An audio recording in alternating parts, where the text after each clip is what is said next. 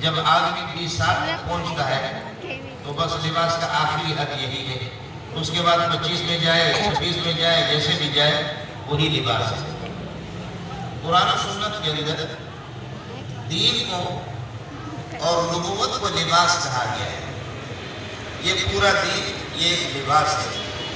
یا بنی آدم قد انزلنا علیکم لباسا، ماڈل کا زمانے میں خوش قسمتی یہ بھی ہے کہ مسلسل آپ جہازوں کی آواز بھی سنتے رہتے ہیں۔ تو چھوٹا بچہ اس کا لباس الگ ہے، 4 سال کا الگ ہے، 6 سال کا، 8 سال کا، 10 سال کا۔ یہ دین ایک لباس ہے۔ لباس کے اندر 3 چیزیں ہوتی ہیں۔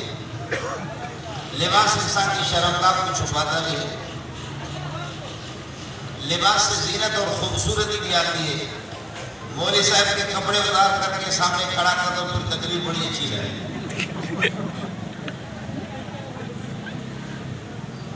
لباس حافظ بھی ہوتا ہے، سردی گرمی سے آپ کی حفاظت بھی کرتا ہے، لباس سے رونق بھی آ جاتی ہے، اور لباس شرمگاہ کو چھپانے والا بھی ہوتا ہے۔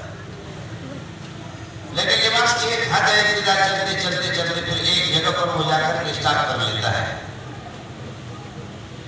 یاد رکھ لینا، محمد رسول اللہ صلی اللہ علیہ وسلم خاتم النبیین آخری نبی ہے۔ دینی لباس، نبوت کا لباس آ کر کے محمد میں ختم ہو گیا۔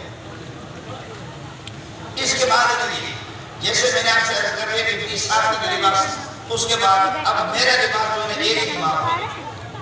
6 سال 10 سال پہلے بھی اسی طرح تھا، جب آدمی بالغ ہو مکمل بڑھتے بڑھتے اس کے بعد پھر وہی ایک امام ہوتا ہے، اس میں پھر آگے سلسلے چلتا نہیں ہے۔ آدم علیہ السلام سے لے کر کے یہ سلسلہ بڑھتا رہا ہے، ترقی کرتے رہے یہاں تک کہ محمد رسول اللہ صلی اللہ علیہ وسلم کے بھی سلسلہ پہنچا۔ تو اب یہی ایک ہی لباس ہے، اب اس کے بعد پھر کوئی اور مام نہیں ہے۔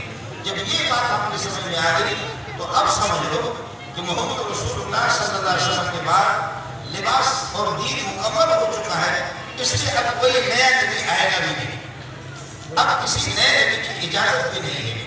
اور پھر مسئلہ یہ ہے، اس بات کو بھی سمجھ لو کہ محمد رسول اللہ کو خاتم النبیین کہا جاتا ہے۔